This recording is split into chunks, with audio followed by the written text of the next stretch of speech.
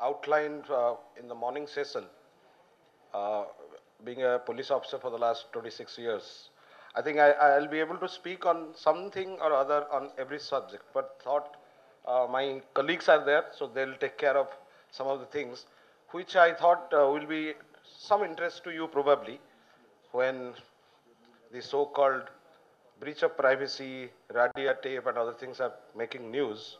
I'll talk about this interception mechanism, things in a general perspective. And I will also touch on a little bit of communication and related issues. In the policing, communication is the most important thing, and policing survives on communication. When I joined the National Police Academy as a trainee, the first thing we were told in the first month that you have to brief the people. Have you got any idea, those people who are not from the police, have you got an idea about how the police briefs the other people? I'll tell you that. So that is quite actually very interesting. The police people are briefed. Suppose I tell my officer who is working, say a sub inspector or a constable or a head constable, I say that you go to Hotel Claridge's, get a plate of chips. So that is good enough for the corporates. And the corporates probably you don't have to say that. You say that get me a plate of chips. After we say that, we tell him you repeat what we have said. That is how the communication is important, because probably this was followed for a long time uh, from our British days, that the communication is important and you are dealing with public security and public order.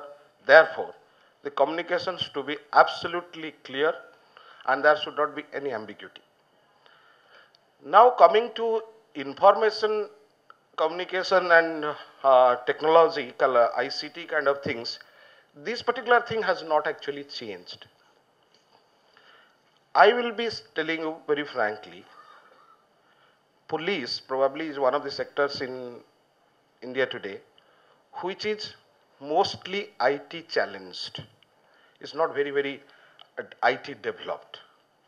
Notwithstanding, many of my colleagues, including myself, or will be saying that we are doing this and that. But today, also, I will not be able to know unless I make a phone call and tell somebody that a case has taken place in Jammu and Kashmir, what really happened. Probably the press reports faster than we get the news. So there is some kind of problem. Whether the CCTNS will be able to take care of that or not, it's a very different issue. CCTNS is a very laudable project. I am actually in part of this project. So I wish after 14,000 police stations are connected, probably some good thing can happen. Information can be easily accessed. That is CCTNS only will look after initially the crime and criminal part, but police actually looks after so many other things, starting from traffic to even marriages are conducted in police stations. You must be here seeing in the newspapers. Now, what I wanted to say that uh, some years back, a few years back, the Prime Minister of India, while addressing the chiefs of the police and while addressing the superintendents of police of all the districts in the country, said that we should use technology, and he delineated something called the micro missions. In one of the micro missions, it was technology and communication. I was a part of that. So we thought, which my friends here will help us probably. We only thought. We thought, again thought. Again, like we thought, but nothing we could do. Just give me a kind of solution. Policing, the most important person in policing contrary to your belief, who is at the grassroots, who talks to you, who solves your problem, is a police constable. He is the beat constable or whatever you call there. What? Whenever he is on the move, whether he can easily access some information which will be very crucial for him, whether he can get at real time instructions if he has any confusion or doubt. This is not the case with a IG or a superintendent of police, because he goes in a car, somebody else holds a walkie-talkie, and if he requires, he is SP, so he calls the control room, every data is given to him. It is not the case with a constable who goes, who really does the right kind of policing.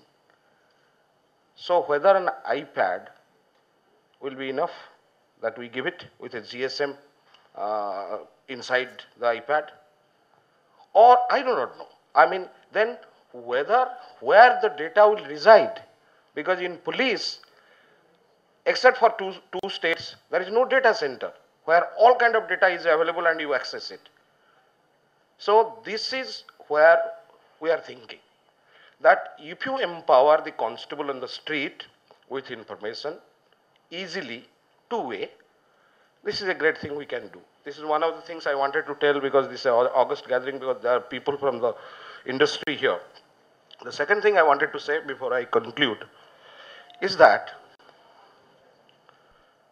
you must be thinking, many of them, because many of the people asked me this question, that government officers are all empowered to tap your telephones.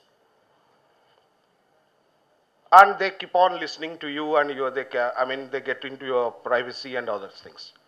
I am sure some of you here also must be thinking in that line, and it is not your fault. But I must tell one thing about this particular aspect. Government of India has only given this power, this authorization, to a very limited agencies of law enforcement and security. It is not there with many law enforcement agencies or the security agencies. It's a very, very handful of, and you must also know one thing, that there is the method, the protocol being followed for putting a telephone on interception is very rigid. Many a times you write and it is rejected if you are not able to explain it properly. A telephone interception can only be done if it has a bearing with the national security or the public order. So we have to necessarily prove that in the proposal this is required because of this. And it is then only given. And after that is given, there is bigger problem. Once you do this recording, you have to do in a particular way, and you have to keep it in a particular way. And more than that, you have to destroy it also after a particular time period. So I wanted to say that with this protocol in place, it is a misplaced belief that everybody's phone can be tapped. It's not. I can assure you, every day we do this kind of job. Therefore, I can assure you this. I'll give you a very interesting thing. This about interception. You know when did this interception start? Any idea of when did it started? 1845 is the Graham Bell, that Morse code, he sent it from Washington to Baltimore.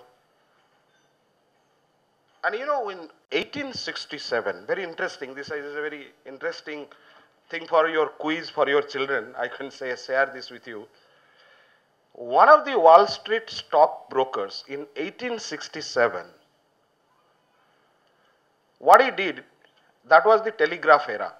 They used to send all messages through telegraph. He, with that Western Union Telegraph Company, he actually compromised some of them. So he intercepted the messages being sent from the East Coast to the West Coast in the US and replaced those messages with counterfeit messages. For example, they will say, then he wrote that here there is anarchy, there is financial bankruptcy, and etc. So the prices, the stock prices falls and the fellow buys more. It started with that. And now we are into a system, thanks to the ICT, thanks to the developments, at any particular point of time, whether I'm online or offline in interception, I can get a huge data, not only relating to whom you called and from whom you have received, but what SMS you sent or what SMS you, whom you tried but the call did not mature. So many things we get it. And this we get normally for, as I said, to protect the public order and the national security. This is the issue I wanted to say, because interception and they say that sharing of intelligence, the moment the information comes to us, it doesn't become an intelligence immediately. We have to necessarily, probably you get 2 gigabytes of data. So out of that, maybe 60 megabyte of data will be relevant. That we actually process it, then analyze it, make it to an intelligence input, or we use it in an investigation as a matter of evidence. So this being the case, so I thought that this audience will appreciate this. Before I end, I'll tell 2 lines about modernization, because modernization is a part. Rajbir will be taking into that. The modernization, I'll give you an example how modern we are. In 1990, I was the Deputy Commissioner of Police, Trivandrum. I was having a little passion for technology. So I went to the Director General of Police in Trivandrum and told him, sir, there is an institute called Technology Development Initiative, which was having collaboration with Sun Microsystem in Trivandrum. The director is a neighbor of mine, and he is ready to train the senior police officers in computer. My DG, he said, that's good. So he nominated around a dozen of IGs, and he himself also came. So 3 days course on computers, basics of computers. That time you must be thinking 1990 the computers were quite huge also. I mean the floppies were like this. I remember these big floppies and 286 machines. So we put, and he taught DOS and all these things. So half of the time the fellows were not interested. I mean my colleagues, senior colleagues. After this is over, the certificates were given, etc. The colleagues came out and told me, one thing you did is that they gave very good lunch. Except for that, nothing was good there. I said, why? Now, what is there? What your computer will do with police? If by that time, I mean, if you spend that much of money in buying good batons, that will handle. The danda will be better than these already computers. Why are you going after this? This is madness. So this is exactly the modern system. The mindset is the most important thing in police leadership, which has to necessarily change. The good thing is that the younger people who are coming to the police are extremely tech savvy, and they are much inclined to do a lot of ICT kind of things. And I only hope all our person, including myself, we should encourage those people to bring that particular kind of technology era to the police, which will be actually beneficial not to the police, but to the society at large. Thank you.